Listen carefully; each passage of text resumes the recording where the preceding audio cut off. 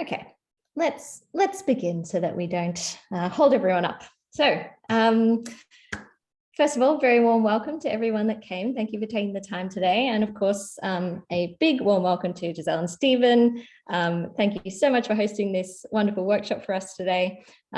If for any reason you don't know Giselle and Stephen, you probably should. They have amassed a huge following of more than 200,000 fans on Instagram alone, and also a massive following on TikTok. And today they've kindly agreed to share some of the keys to their success exclusively for this community. So we're really grateful for that. So if you are new here, this is the Get Your Guide travel community, and our goal really with this community is just to be the brand that that really supports you at every stage of your travel journey. So we would really like for you as nano and micro influencers to use this place to connect with one another, connect with us as a brand, also, you know, to enjoy some exclusive workshops like this one today, and giveaways, and enjoy some unforgettable experiences with Get Your Guide along the way. So if you ever have an idea that you want to share with us, a pitch, or you want to talk more about what we offer as part of the community, feel free to send us a DM to the community account, which you're all a part of, I assume. And we're always open to ideas and pitches. So feel free to give us a shout. Natty is also here today, who's also working in the travel communities team. So yeah. So I don't want to take up too much of your time. I know you're probably all very eager to hear what Giselle and Stephen have to say, but just quickly the agenda. So for the next 45 minutes or so, Giselle and Stephen will take you through their workshop on channel growth, how to make your reels go viral, and amazing photography tips and tricks. Then they will announce a very cool contest at the end just for this group. And after that, we'll do like 10 to 15 minute Q&A, time permitting. We'll try to get through as many questions as possible. What I would suggest is that if you have any questions throughout the workshop, that you just pop them into the chat. If you're, for any reason, not familiar with Zoom, there's a chat function, should be on the bottom. And we'll try to get to as many as possible. And just another note that this is being recorded. So if you, for any reason, you know, don't want your face to be shown, feel free to turn off the camera. But if you're fine with that, then we'd love to see your faces as well. Okay, I'm going to stop sharing so Giselle and Stephen can take over. Over to you guys. Hey, well, welcome everybody. Thank you so much for hopping on. Let me just make this full screen. Okay, I hope everyone can see that. Yeah, so basically, like she said, we're going to be talking a little bit about both Instagram growth and content creation. We wanted to touch on a little bit more based toward iPhone content creation, because there's a lot of stigma in the travel world that you need like the fanciest equipment, fanciest gear out there in order to be super successful, when in reality, you can do a lot of stuff on your phone, especially when it comes to reels. So that's basically what we're gonna do today. Who we are. I'm Giselle. I'm Stephen. And we started our travel account in 2020 during lockdown. We'd never picked up a camera before in terms of like actually knowing what we were doing, shooting manual and that kind of stuff. And we both grew our account with our 9-to-5 jobs to the point that I actually quit my job last year in October and go full-time with this. So it's been a wild journey, but yeah, super excited to have been able to make this my full-time job, which I assume a lot of you as well would also like to do that. But yeah, let's just get started. So we have a bunch of stuff we're going to talk about. You guys will get a copy of the slides afterwards, because like I said, we're going to be moving pretty quick. There's a lot of information we want to cover. So if you do have any questions, you're like, oh wait, I wish I could have spent some more time on that slide, you're going to get it afterwards. But first off, we're going to talk about branding. This is super, super important, especially if you're just starting your account or if you've been pretty stagnant for a while. We're going to jump right into kind of all about branding. So first thing that we did is we tried to, in one sentence, summarize what are you all about? What do you want to post? What do you want your audience to know about you? So for us, we're inspiring couples to adventure together with funny anecdotes, tips and tricks, and authentic couples experiences, stoked, optimistic, real, and raw. So that's kind of what we're all about. Before, we used to have like 4 or 5 sentences about it, but we wanted to try and get super, super niche. So one fun activity that we think you guys can do is take 3 accounts that you look up to. What are your 3 favorite accounts to get content from, that post fun content, that have big followings? Then find 3 accounts that also you have big followings, but that you don't necessarily like. And then maybe it's what about their content do you not like? Is it the pictures they're posting, the video? What are they doing that you would rather do differently on that? And then, there we go. So next we're going to talk about targeting audience. So we like to almost come up with a persona. So you can name your target audience, like Jim and Jana, and what are they, how old are they? What do they want to do? Where do they work? What do they do on the weekends? What's their personality? What do they spend the most time on their phone? Do they spend a lot of money? Do they spend a little bit of money? Really come up with exactly who you want to target, and what you're going to try and figure out what kind of questions they would ask. So and the reason why we focus so much on branding is because if you guys don't have a solid brand foundation, like as your page, we're calling it your brand, but it's really your page. It can kind of lead to a lot of unorganization on your feed, and kind of posting content that's all over the place. It might not lead to gaining a successful following. If something were to go viral and someone sees you talking about like 7 different things, they're like, oh, I'm not really sure what to expect from this person. So having a very strong foundation can definitely help you when you do eventually get that thing that goes viral. You're already ready to go and people know what your account is all about. And then the target audience overlaps with a lot of brand work. If you guys start intentionally thinking about what, or like who you want your content to reach, then the more you post, the more brands are going to notice, and you want your target audience to overlap with a lot of these travel brands that you would like to work with, or tourism boards, because at the end of the day, a brand wants to work with someone who has the same exact target audience. Otherwise, they're not going to get a huge return on investment. So that's why we focus so much on branding and whatnot. And the activity at the bottom that we started with is and is not.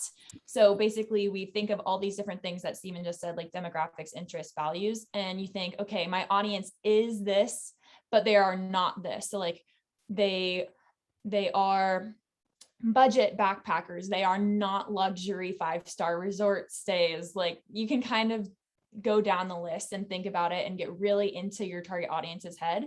And that in the long term is going to help you target your ideal followers that will convert into followers once they see your page.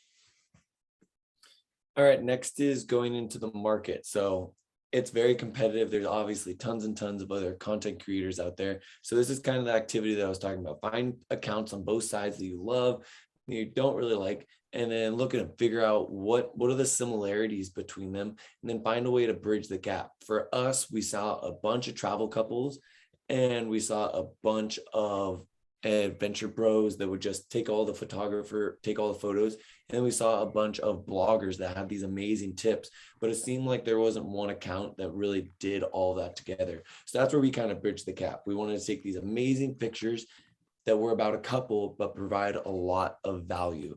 And you never want to copy someone. If you see someone that's already doing it, they're the best at that. Don't try and copy them. Don't be the same exact them. What's unique to you? Is it your gender? Is it your ethnicity? Is it what you like to do? Is it how are you family? Are you a couple? Are you single? Are you best friends? Are you solo? What do you like to do? So really try and niche down and figure out what is relatable to you. And you can see here, like the overarching theme of travel content creator, which if you're in this community, you are, there's so many different ways you can really make your page stand out within like these little I call them sub niches. And so like we fall under adventure travel or adventure travel couple. We kind of mix 2 around, but when you're trying to narrow in on what type of content you're putting out there so that you get noticed, if you can become an expert, that's like always the goal. If you can become an expert in any of these things where you have some sort of authority on it and people want to come to your page to learn about this topic, that's when you're going to start growing. And when people will start noticing like, hey, like, oh, the Lover's Passport always gives really good like itineraries for camping and road tripping and backpacking. So you really want to think about, what do you want your content to be known for? And then let's talk about your feed. So getting into that, there's a bunch of different things that you can look at. But number one is the bio. What is your handle? Is it SEO friendly?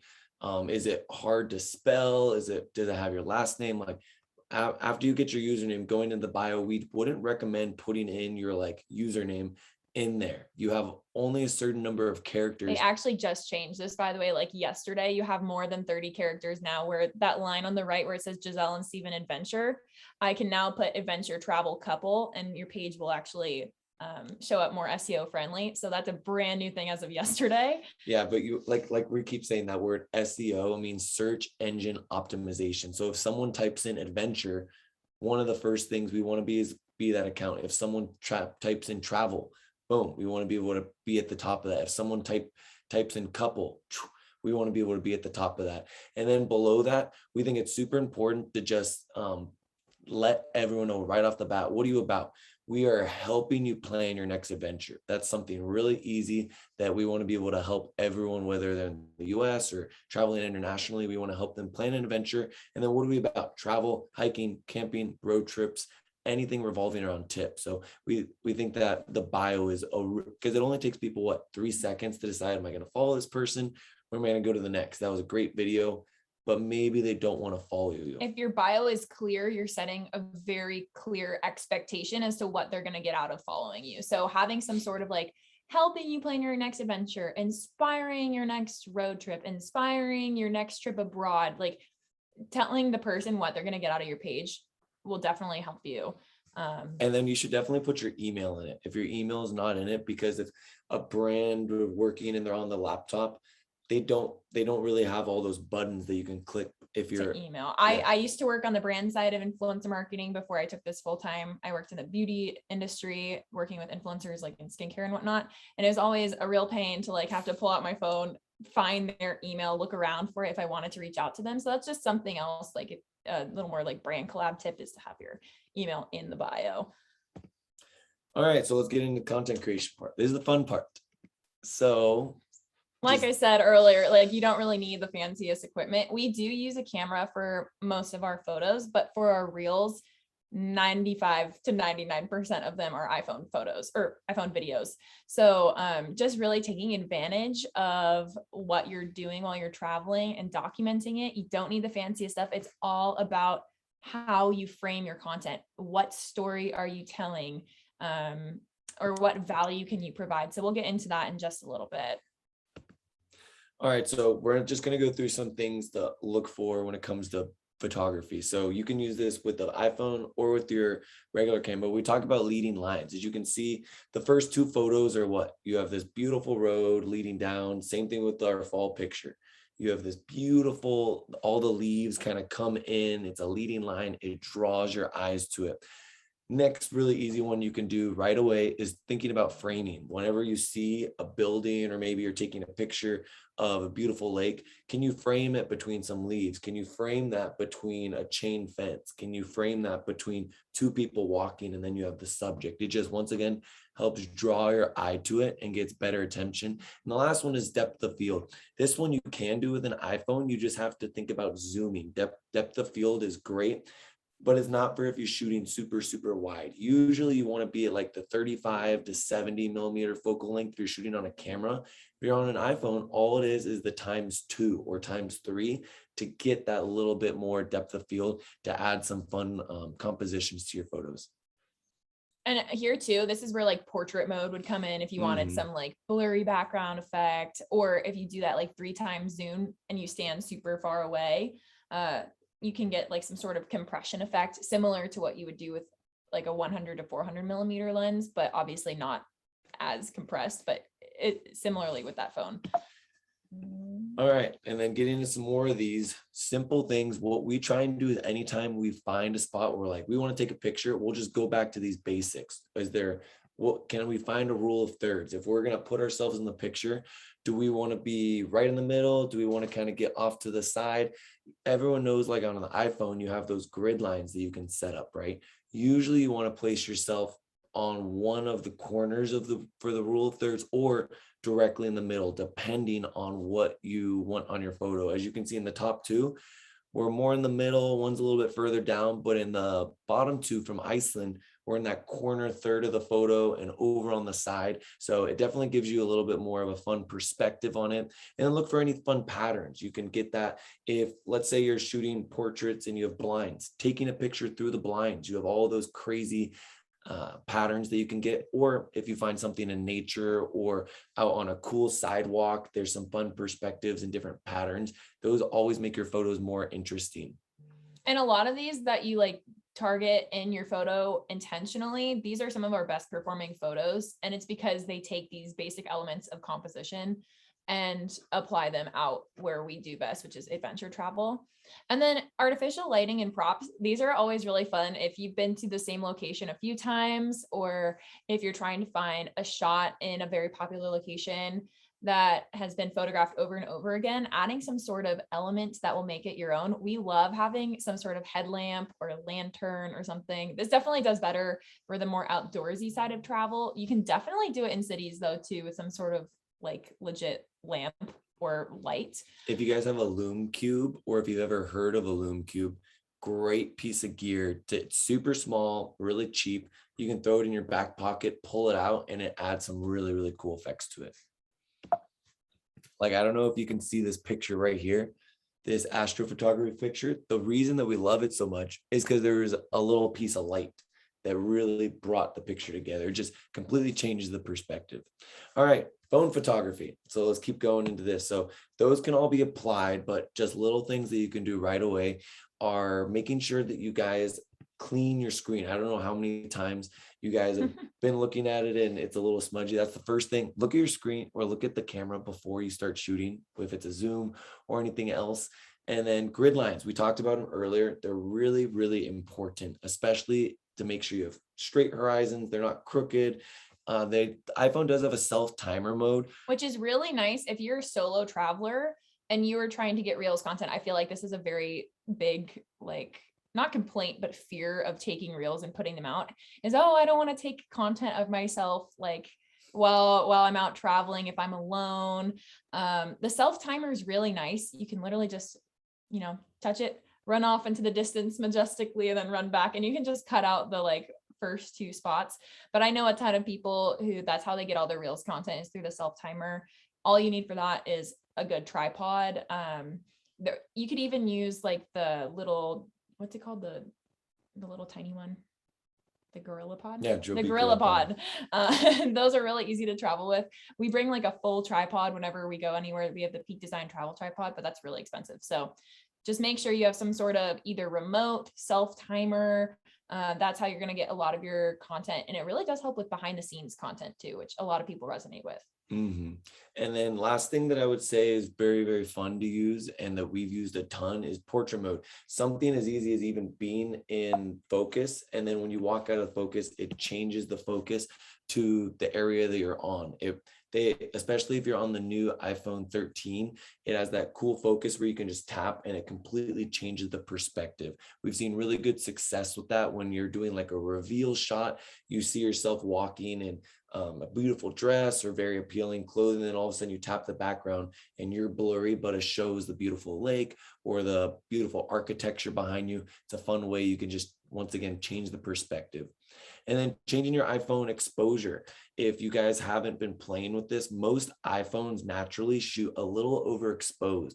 So almost every single time I go in to make a video or even take a photo, I'll tap it and then immediately lower it down. It helps capture more color, as well as when you're shooting in raw photos. Anything digital always has trouble dealing with highlights. So if you guys are lowering the exposure, maybe underexposing it a little bit on iPhone, when you get that raw image, you can bring back up the highlights, which Giselle will talk about in a second with editing. And it really, really helps you keep all the colors in your photo.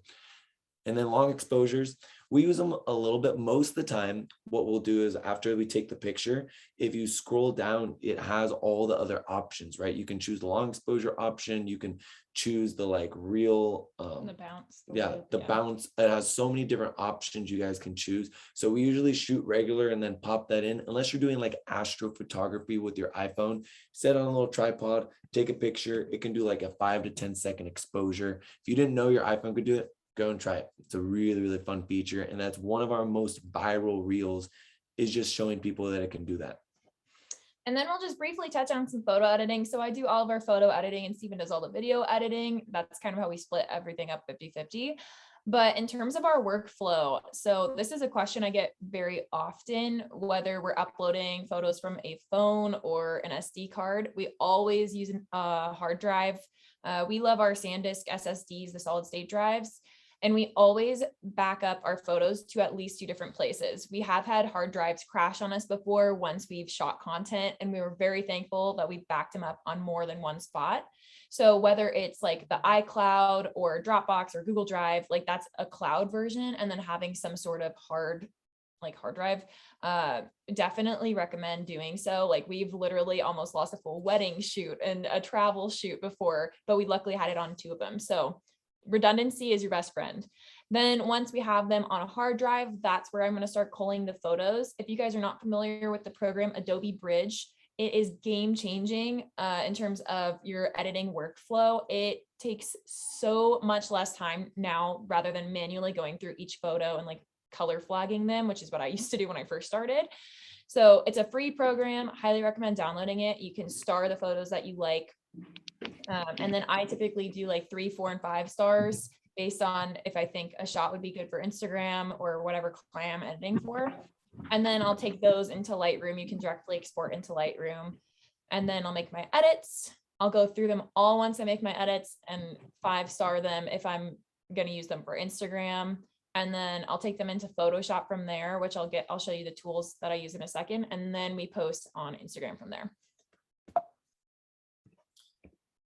So in terms of the 2 platforms that I use, Lightroom and Photoshop are definitely going to be your most used photo platform for most travel photographers.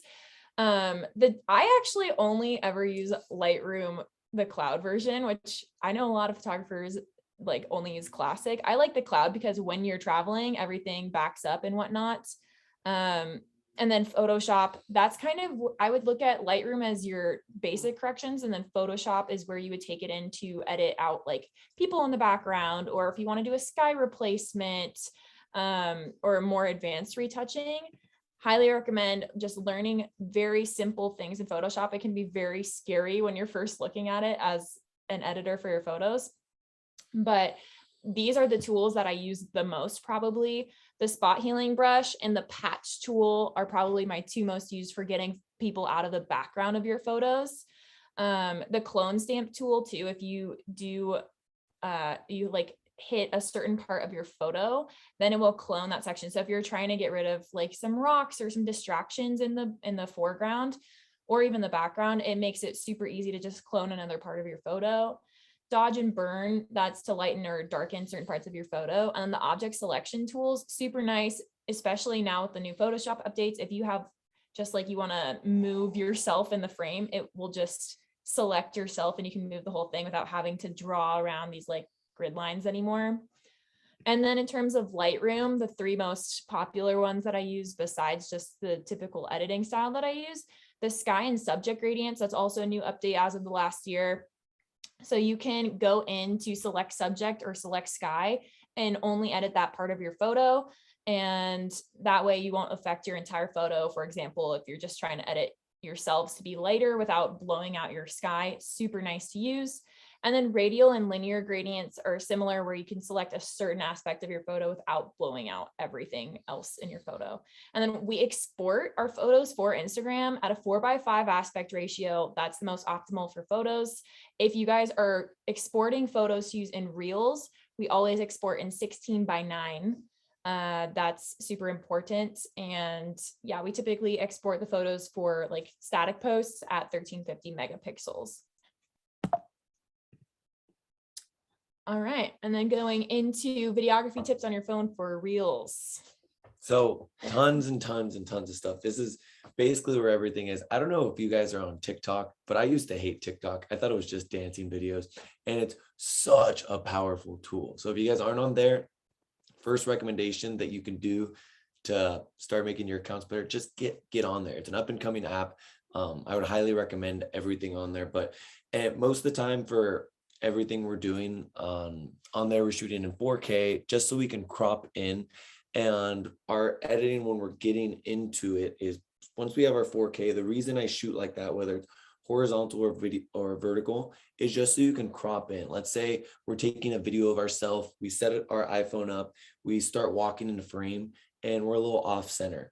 And I'm like, oh, that video is terrible, I can't use it now. Instead, since it's 4K, I can zoom it in and bring it over so that way we are centered. Shooting in 30 frames per second or 60 frames per second just depends on your personal preference. We always shoot in 60 frames per second because that way you can slow it down. If you're shooting 4K 60 frames per second, it's gonna take up a lot of room on your phone, but that's why we said you need an SSD. As soon as we get back from a trip, we immediately take all of our iPhone footage and anything we take on our phone and put it in a file and save it as that name. So let's say a year later, I can refer back to it and still use that, and it's not taking up space on my phone and slowing it down. Instead, it's on an external hard drive where I can pull it in and edit, which gets into our editing workflow. If you guys edit on CapCut or InShot or Beatleaps or any of those other apps, they're all fantastic. They have great transitions that you can do. Personally, though, we edit everything on Final Cut Pro. And the reason behind that is, yes, it's on a computer, it takes more time, but I can be more accurate with cutting. It makes it way easier for us because we have multiple platforms. So we can resize things to make it for YouTube. We can zoom it in a little bit. I have a lot more capabilities on there. Color grading is 20,000 times better on Final Cut Pro. Or if you're using Premiere Pro, same exact thing. It's just such a more powerful tool. And my thumbs cannot handle the screen on the phone. So being able to have a full keyboard, a mouse, and everything to edit is much, much easier. I think like I said, you can edit on Beatleaps or CapCut, but I would definitely recommend on going into Final Cut Pro or upgrading that if you haven't already. And then if you edit on a computer, if you already have all of your photos and you want to make some sort of photo collage reel, which we do all the time, it's way easier to just have your hard drive plugged in, look at the photos you want to pull into your reels, and then just drag them into your timeline and cut it. It will make your workflow so much faster than if you were trying to go through your camera roll on your phone, bring it in, search for the photo again, do the same thing. Or at least that's for us, because we repurpose a lot of our content, which we highly recommend doing. Nobody cares if you repost the same photo in your reels a few different times. It honestly will save you a lot of time thinking about your content. Yeah, we used to think that we couldn't post the same content quite a bit, but you have to remember, you're the only person that looks at your page every day. No one else is going to realize it because let's say we have 225,000 followers for us. Does every single person see that? No, maybe we're getting 50,000 reach or 100,000 reach on a great video, but what happens to the other 50% of our audience? So let's get into, we talked about it a little bit, 16:9, 30 frames per second, making sure that you don't use watermarks. If you're like downloading the TikTok video and posting it with the bouncing TikTok logo on or Reels, you're going to get penalized for that. Yeah, so just take the time to save the video without any watermarks and add the text in it. So let's get into this is the nitty gritty growth stuff, guys. Okay, so our growth formula. So strong branding, which is what we talked about in the beginning, plus high quality content, consistency, community building, and engagement equals growth. And growth does not happen overnight. Like sometimes it does if your reel goes viral, but it's very rare where you're going to grow like that much in one one day, 1 week. So reels are definitely the way to be going for Instagram growth in the future. And a lot of people are not happy about that, especially if you started as a photographer. Like we started as photographers, but really leaning into short form video is how you guys are going to achieve rapid growth in today's Instagram day and age. All right, things you shouldn't do for IG growth. If you guys are between 0 and 10,000 followers, all of this has probably happened to you. So buying followers and bots, don't do Obviously, it. From the yeah. brand side of things, they can tell when you have a fake account. Engagement groups, they're great when you're in them. And then as soon as you forget to engage on a day or you go on vacation, boom, your engagement drops. We've never joined one and don't recommend doing it because it's inorganic. And the second, like you said, that you don't have it, then your account is going to not be reached at all. Follow and unfollow game. Get away from it. Follow people you love their content from. And don't feel peer pressure to follow people back if you don't like their content. You're gonna get DMs. Why aren't you following me? Don't care. Just focus on the people you want to be able to enjoy your time with that. Automated third-party apps. We've never used them. We've heard very bad things about it for the most part. So just get on, post. That way you can engage with your audience as well, because that's gonna help to boost the post. Paying repost accounts to feature you. We've been reposted a ton. It doesn't really help. Let's say Beautiful Destinations, what do they have? 25 million followers. They post one of our reels. It's helping them. It's not helping you. They're taking your content and using it for their gain. So that's why we don't recommend like those destination pages taking your content. And a lot of times they won't even credit you. So wouldn't spend a lot of time focusing on that. And then giveaways. The reason we love running giveaways is to genuinely give back to our audience. I would not expect a very strong yield from giveaways when you're smaller, just because people like to follow you and then they'll unfollow you once the giveaway is over if your content doesn't resonate. Not saying that they won't stick around, but your content has to be very basically in their expectations from that giveaway. It's hard to convert them in the long term. So we'd recommend sticking to fewer giveaways than a ton when you're first starting out, just because you want long-term followers, not those short-term people. So one thing we said, it's not going to happen overnight. It ebbs and flows. It took us 6 months to get to 1,000 followers. And then we grew 40,000 followers in January of 2021 in 1 month. So it happens. You blow up and then you'll have awful months. You'll blow up and then you'll have awful months. But the thing that has changed the game, like we said, is Reels. So we did I don't know if you guys saw the big trend that was going on, the 30-day Reels challenge. So we did the 30-day Reels challenge in December, and the analytics were stupid. It was crazy. You can obviously see from the screenshot on the right that Reels are being pushed by the Instagram algorithm over anything else. And to that matter, we've taken the 30 days of Reels challenge, and we are now on day 150 or something. I don't know, since November 20th, we've posted a reel every single day. But it's helped with growth. It's helped with engagement. It helped so much. In that December month, we had about 200,000 views from post alone. So anytime we're posting, but we had about 10.3 million that 1 month just from Reels. So you can look at the numbers. You can see where everything's coming from. We still like the post photos because that's the part that we love the most about it. Good for audience retention, like sticking around and chatting with your audience on like static posts and your photos. It's a great way for retention. And then we look at Reels for growth. So kind of two-sided strategy there. And we've posted a ridiculous number of Reels, and we look at every single Reels analytics, how many saves, shares, likes, views, and everything. And these are the 4 things that we think are going to help you go viral. So is your comment entertaining? It's going to make someone smile. Is it going to make them laugh? Is it funny, informative, or educational? Are they going to save it? Is it helping them in any way? Is it recognizable? For us in California, it's a big part of our audience. Anytime we post a Yosemite video, it goes crazy because it's recognizable. It's very relatable. People love that. Or is it inspirational?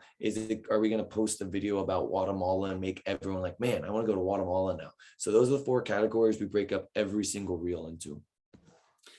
And then this is the importance. Saves are so important. Out of everything, we think likes are probably the least important. Saves are the most important. Just because what's going to make your video go viral is if people are sharing it with one another, then the Instagram algorithm is going to be like, oh, like a lot of people want to see this. So saves and shares are what we focus on. And that's why we always have some sort of call to action in every single one of our posts, whether it's a question or follow at the Lovers Passport for more adventures, tips, and itineraries, or check out or send this to a friend that would want to go on this road trip, or tag your friend that will blah, blah, blah. So we always make sure to have some sort of call to action, because that's going to help with saves and shares. So these are our 3 most recent viral reels. One has 7.3 million views, and look at how many saves it has, 175,000 saves. So that's massive. 72,000 sends. The likes were great. We try and look at it and see if it at least is a 10% like ratio. That's how we can tell if it's a great video. But the saves and shares are what we're looking at. The next video, it had 72,000 likes and 34,000 saves. That means 1 out of every 2 people saved that reel. That's crazy. That's how many saves.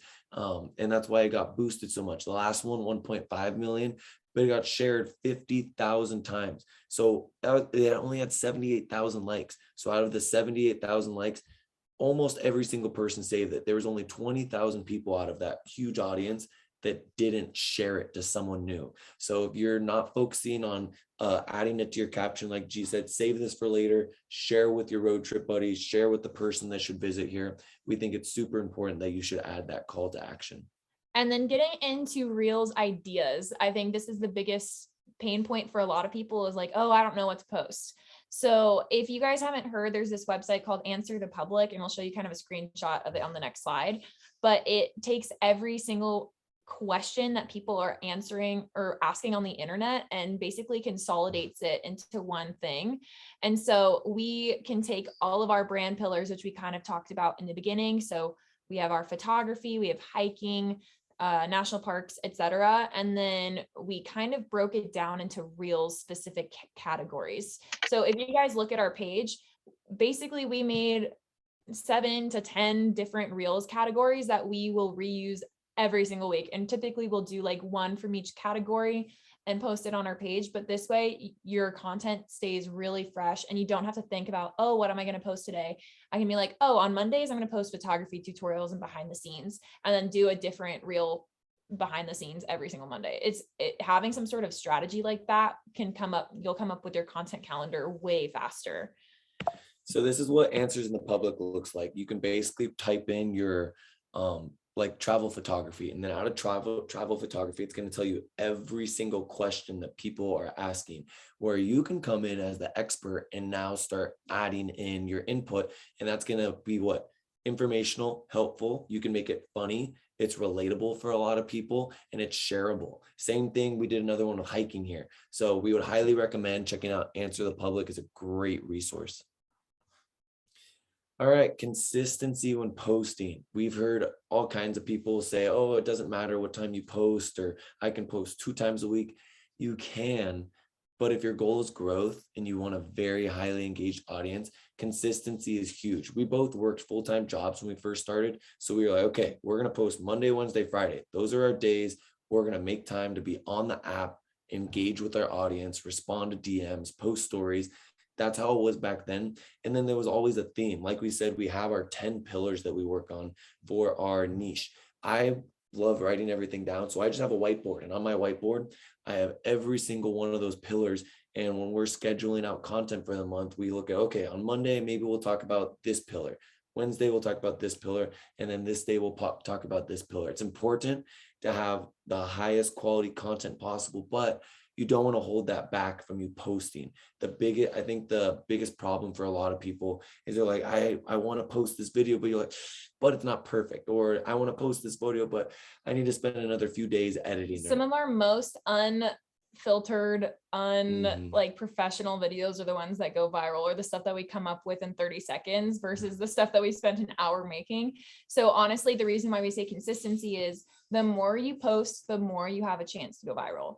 So whatever that means for your schedule and your account, whether it's 3 days a week, 4 or 5, 6, even 7 days a week, just stick to it and then continue. Because like, for example, if someone was to watch a TV show that came on every every weekday at 5 o'clock, and then you don't post one day at 5 o'clock, everyone's gonna be like, what happened?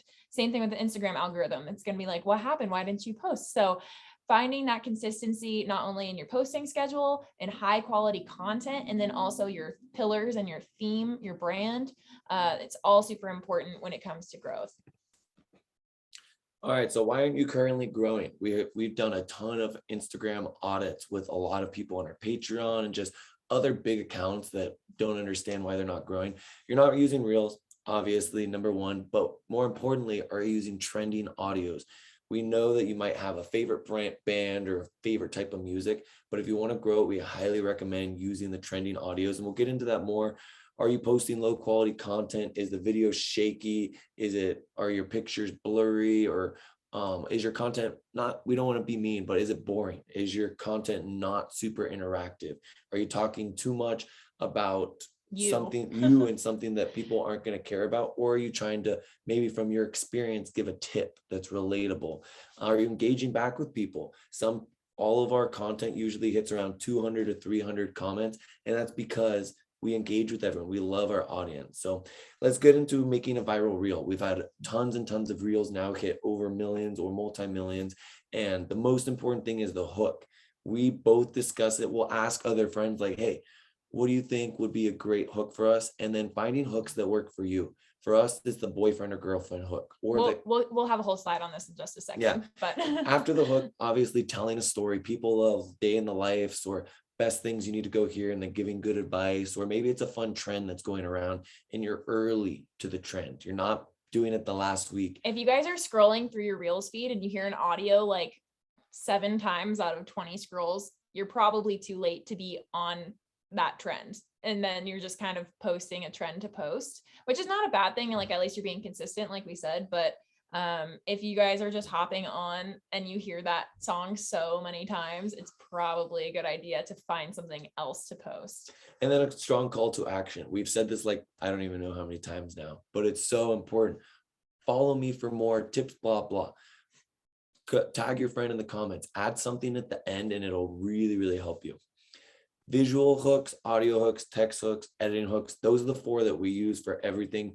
Visual hooks is it something beautiful? Is it something crazy, like that they're going to see? Or audio hooks, is it a trending audio? Is it something that has a cool beat drop? What is it? Text hooks. Are you saying most, or are you saying the best, or are you saying the worst or underrated? Those are words that we found that they're trigger words. They make people want to go and watch. Or transition videos with fun editing hacks. You can do a lot of those in CapCut. That's probably my favorite one that I've seen. Do fun editing transitions, or in yourself. Are you getting fun and creative with different outfit changes? Or if you're a girl doing like the hair whip, there's all kinds of stuff that you can do with there. And like I said, you guys will have access to these slides after. So we're not going to go through all the different example hooks, but these are just some to get you guys started. But next up is optimizing your screen placement. So when you are using text hooks, a lot of the times we do see people putting the text too high or too low on your reel screen.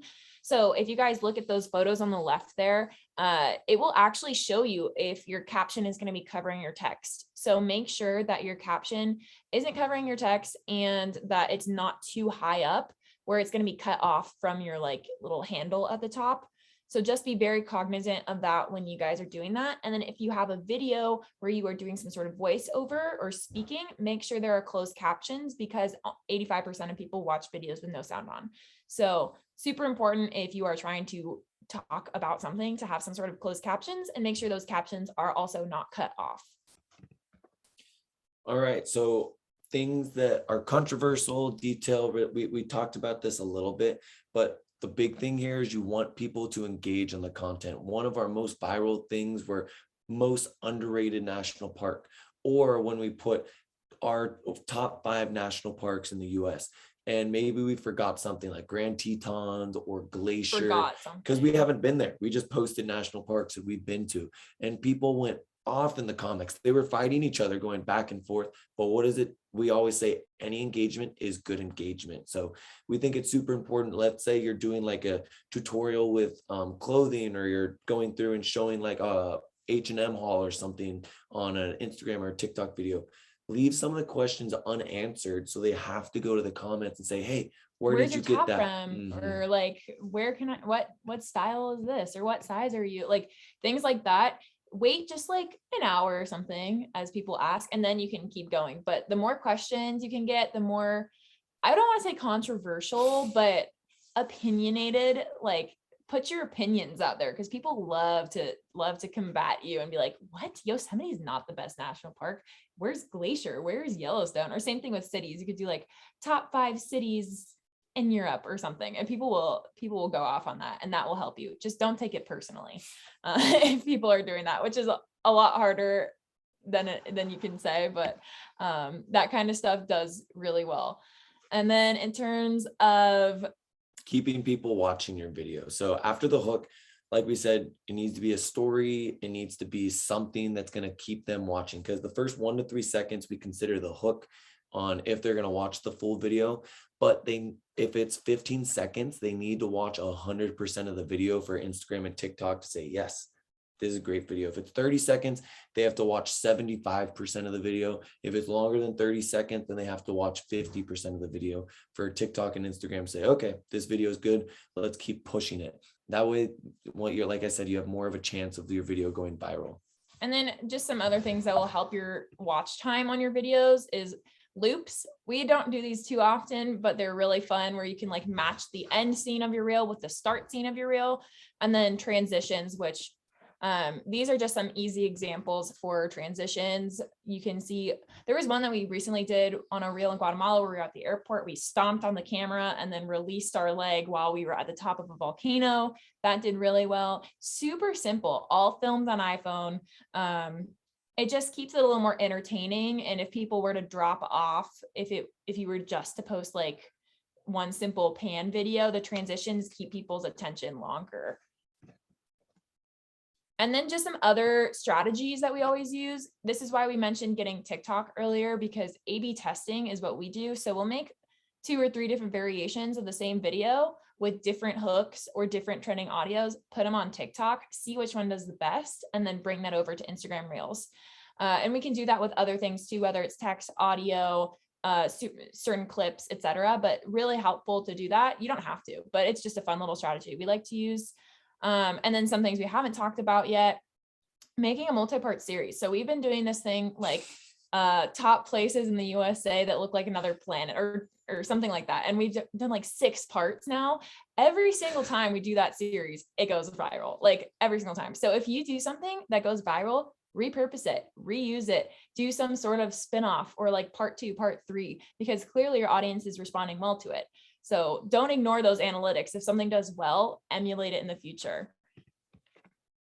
And then in terms of audios, like I said, like the scrolling for audios, you're kind of late if it's already all over Instagram. If you're scrolling, let's say 20 times and you hear an audio twice, that could be a good indicator that it might go off. And then here's where I'll show you guys. So on the bottom here, if you guys didn't know, there's a little arrow, and that will tell you if it's a trending audio on Instagram. And then on TikTok, if you go into the search bar and type in trending sounds and then go to see more, that's where you're going to see all the TikTok trending audio. And TikTok audio typically comes over to Instagram like a week or 2 later. So if you can bring that audio over, then that's a good way to help get on top of the trend before it gets too popular. And then in terms of audios, if you guys are working with brands, we use Epidemic Sound for non-copyright audio, because a lot of the times if they're going to put money behind your video for an ad, then they won't have the license to use certain trending audios. So that's why we would recommend getting some sort of copyright-free music platform. All right, analytics. So like I said, we're very, very type A people. So what we would recommend doing is going through at the end of each month and making a spreadsheet. Write out the videos that you did, write out how many views they got, how many likes you got, sort them by views, and see if you can find common things within them. So for what we found is like the top 10 videos all had to do with couples, or when we put out itineraries, but that was for our niche. It might be different for you. Highlight them in green, and then also see what are your worst performing videos. That way you're not going to do them again. Yeah. Or maybe you can do that video again, but try a different hook, Try maybe, was it a trending sound? Was it brand work? Maybe that's why it fell, and maybe you need to be more creative when it comes to that. But looking at all the analytics at the end of each month is a really, really important thing that we would recommend doing.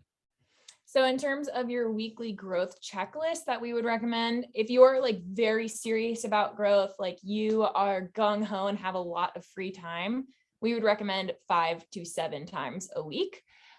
If that's manageable for you. If you are doing this with another job or you just don't have as much free time, then 2 to 3 times a week, probably towards the 3 times if you can, like Monday, Wednesday, Friday, or Tuesday, Thursday, Saturday, something like that, whatever schedule works for you.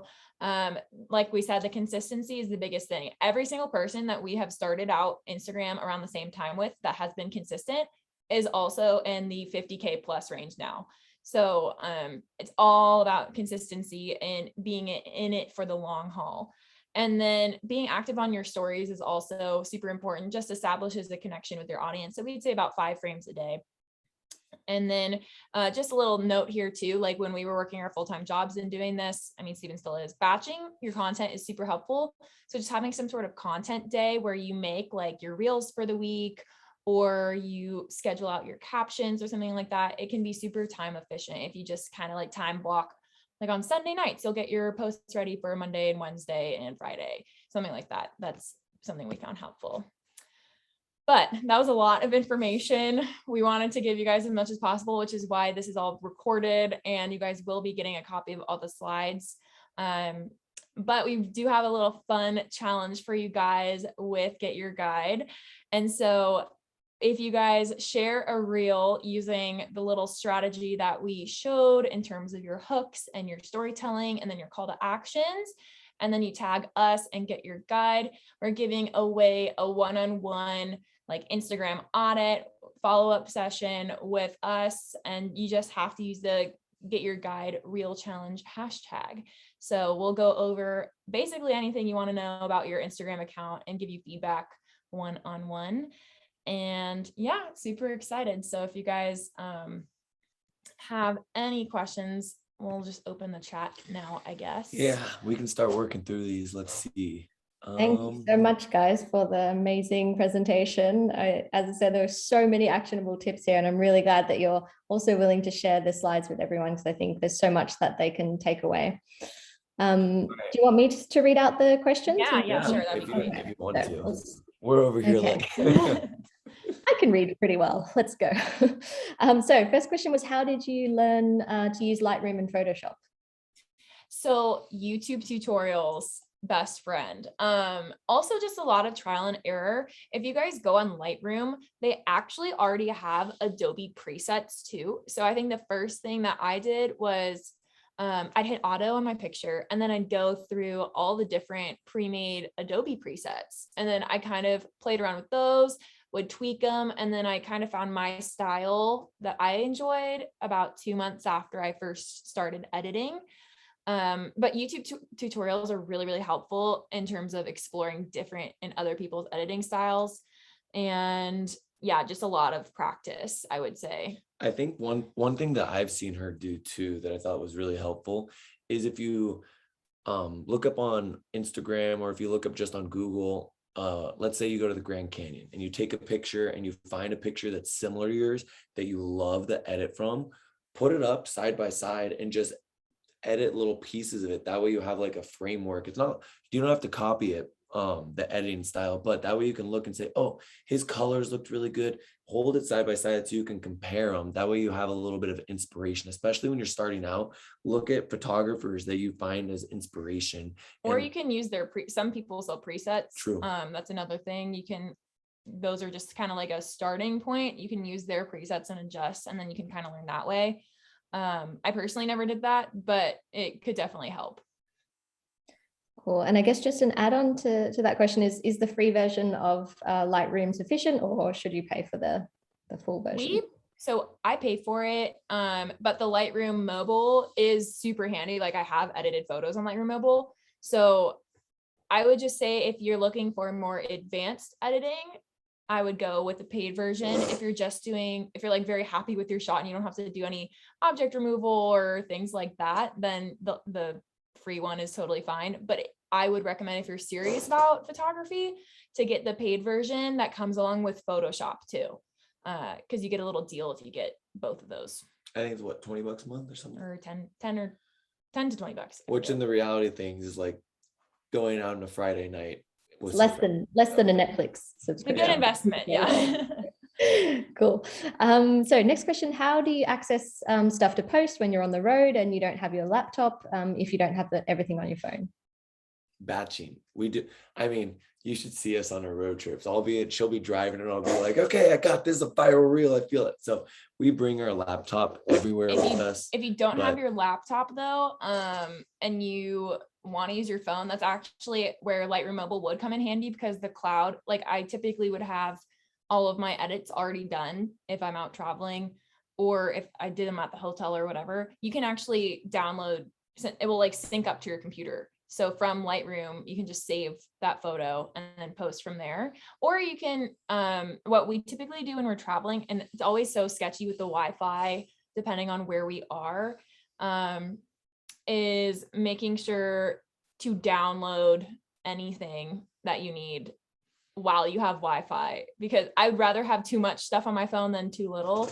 But the like, especially when you're in other countries, especially in like South America, or even in where we were is terrible. I don't remember. It's usually really bad. So I would just recommend err on the side of caution.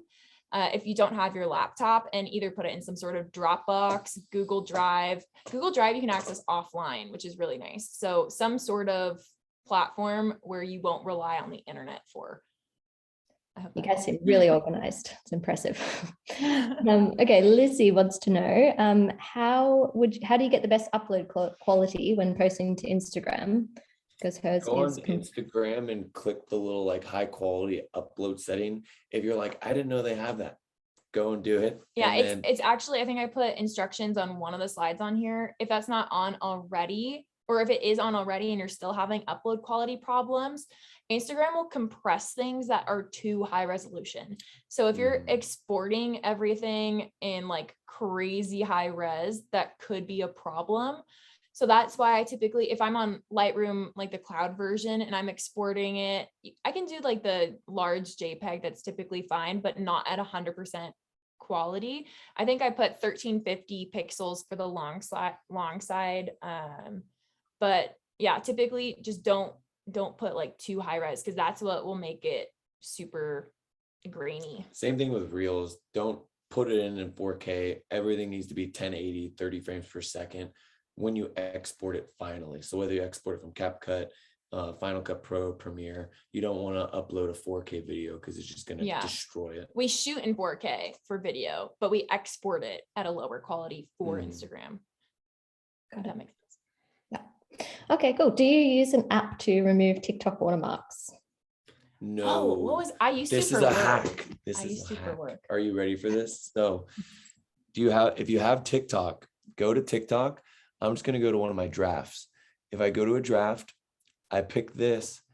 If you go to next, if you hit this, and in the top left, do you see that little button? Tap it and it goes full screen. And then you swipe down, screen record it. I learned that this week. So proud of it, because I used to deal with the same stuff. So I saw someone post a TikTok on it and I was like, why is no one talking about this? This is the best content creator hack ever. So there's that, and there's also Snap. I think it's called SnapTick. Pretty sure that's what it's called. That's what I would use for work when I was in charge of their social media, to remove those. But that's why it is nice when you edit on a computer, because you can just save the raw video basically, and then only have to put the text in on the separate platforms. But that way you have like the base video and you don't have to deal with cutting the video several different times. Cool. Okay, Sakai wants to know, is it better to put the call to action at the start or the end of the reel? And yeah, call to actions don't do well as a hook. So I would definitely say at the end. And you can also do in the caption. Yeah, too. I would say like either the end or beginning of the caption. If it's like an itinerary, then we'll at the first line, we'll put save and share for your next XYZ road trip or travel trip, or tag your road trip buddy, or tag the person you would take to Italy with you. Cool. And she also asks, would you recommend adding text directly on Instagram, or can you also do it on an editing app? We do it directly on Instagram now. We've tried both ways.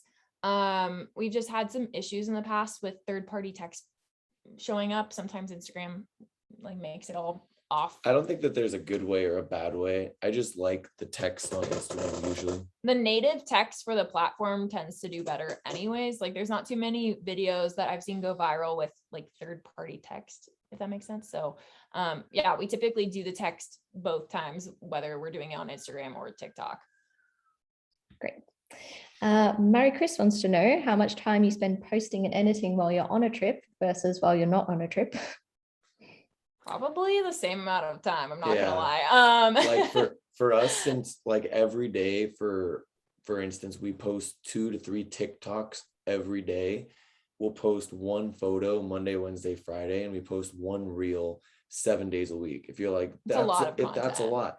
It's why it's a full-time job. So I would say if you're really serious about it, you need to find a way to do it. Like next week, we're going to be in Dubai and Jordan for a week, and our posting time is between 9 p.m. and 1 a.m. Jordan time. So what we're going to do is as soon as we finish our day, we get back to the hotel, we work. I'll sit down and we'll respond to all of our emails, get all of our posts, get everything posted and done, and then we'll go to sleep. Now, if you can plan in advance, which would be ideal, I might try and do this time, depending on how busy we are this weekend. You can like already have all your photos edited and whatnot, but sometimes, especially if you're on a sponsored trip, they require you to have deliverables while you're on the ground there. And that is where you're going to spend a lot of time on content, because you have to go through your whole day, cull everything, edit it, and post it like while you're there. That's definitely more time consuming than our normal schedules here. But yeah, I would just say it kind of depends on the trip and your organization style. Nice. Okay. What generates the most income for you two? What are some things you learned when you worked on the brand marketing side that you could share with us that might give us insight into how brands think? Sure. I'll do the first question. Brand sponsorships, probably like 50% of our income on both TikTok, Instagram, and YouTube. We have about 8 streams of income. So we have, let's see, that one. We have content creation for brands. So like you'll never see it on our page, but we do a lot of content creation, retainer work for brands to post on their socials and their website. Affiliate marketing. We're in the creator fund on YouTube. We don't get the Reels bonus because Instagram doesn't like us. But we get subscriptions now. Yeah, but we get subscriptions. We have our Patreon community. We have like conferences, which is brand new. What else do we do? There's a lot. There's like Affiliate 8 or 9. But we made sure to like spread out our income streams just in case like one were to go south, where we would have a backup with other ones. Oh, digital products. We sell an ebook, and a few other ones. But yeah, try and diversify your income stream so that way your life is not tied to an algorithm. It's the hardest part about being full-time. You're like, if something doesn't do well, it's definitely a little scarier. And then the second half of the question, working the brand side of things, I think that's why I put a real big emphasis on your branding, is because I've seen so many accounts, particularly in beauty, not travel, or every single person would have the same media kit. And I know we did not talk about media kits at all here, but if you guys are familiar with media kits, like a whole section on media kits. I would highly recommend making one if you don't have one. But everyone has the same Canva template media kit, and it would drive me nuts because nobody would personalize it at all. I think if you're reaching out to a brand and you do not take the time to research the brand, explain exactly how you want to work with them or how they can benefit from you, that is a big red flag. Because I think a lot of the pitches I would receive on the brand side of things is like, hey, I love your product. I would love to work together. Thanks. Also pay me. Like, and they wouldn't really explain like, hey, we would love, or I have been using your products for 3 years. They're my favorite for XYZ. My audience, let's just do skincare. My audience really responds well to products that are cruelty-free and vegan. And I think it would be a great match for your target audience. Here, or like now, I would love to do a Reels campaign right now. My audience really responds well to Reels, where I would feature like a sensitive skincare routine. And I don't know, I'm kind of like making this up on the fly, but like being really specific and intentional about your pitching and your relationship with brands, rather than being super generic and not showing how you can provide the brand value. Because at the end of the day, they're going to want ROI. They don't care that you love their brand, so you have to offer some sort of value and make it unique and make it personalized to each brand. Yeah, I think that's the biggest thing. Just listening to what she's told me from the back end is really how you treat the brand. Are you sending them a follow-up email with all the clicks and all the rates or all the analytics, KPIs, or are you just like, okay, when are you going to pay me? Or when they reach out to you and they're like, hey, my budget is this much, can you work within it? And you're like, no, I charge quadruple that, I don't want to talk to you. Like, you have to learn to respect. I think that's a mutual big thing. respect. Yeah, that's a good. Is being able to work with them and just. And I doubt anyone here is like that, but yeah. I've seen some things, guys. There's horror stories. It's great advice. Okay, so we are quite over time, so I just want to maybe do one more, which is kind of related to that. Megan asks, how do you determine your rates for brand sponsorship, content creation, etc. when you're starting out? Is there a good place to look this up or gauge what you should be charging? Sure. I think it depends on, so like we don't have a flat rate sheet anymore because every brand deal is different. So what the like industry standard for Instagram at least is like, take your following. So like we have 225,000 followers. Typically, if like industry standard, just like a flat rate without anything else, we would charge 2,250, like 10% of our audience size. We charge more than that because there are other factors that come into it. Like, what is your engagement like? Do you guys have a very organic, engaged community who will actually listen to you? Like, if we I posted one story about hammocks on sale at REI that wasn't even sponsored, and I sold $800 worth of hammocks from one frame. So like, if you have that kind of selling power, then, and you have sort of like that data to support you, then you can charge more. If they are whitelisting your content, we always charge more. So that means running ads through your content as like a sponsored post, basically through your page, rather than them putting it on their page. Exclusivity. And they ask you for exclusivity. That means like if we work with, I'm trying to think, Body Glove. If we work with Body Glove, we can't work with some other swimwear brand or paddleboard brand. That means that's taking away some sort of potential income for you in the future. So we would charge more for that. And then are they going to put money behind it? Yeah. And then the type of content. So we charge more for Reels because they reach more people and they do much better than photos and they take longer to create. Whereas like a static post or a carousel, we charge less. So, and then also on like the brand, if we have like a mom and pop shop from California that is really within our niche, is doing great things on the sustainability factor, but they're like, we want to work with you, but our budget is just small. Not here. Yeah. If we think like, okay, this is going to be great for our audience, we want to find a way to work together, you will be pretty negotiable. But if it's like Walmart reaching out to us and is like, okay, here, we want to work with you. They send you like a 10-page contract with all this legal stuff, then we'll charge more depending on the brand on that side. But it ebbs and flows. There's what's the calculator that Mad's Adventure Travel? It's kind of off though.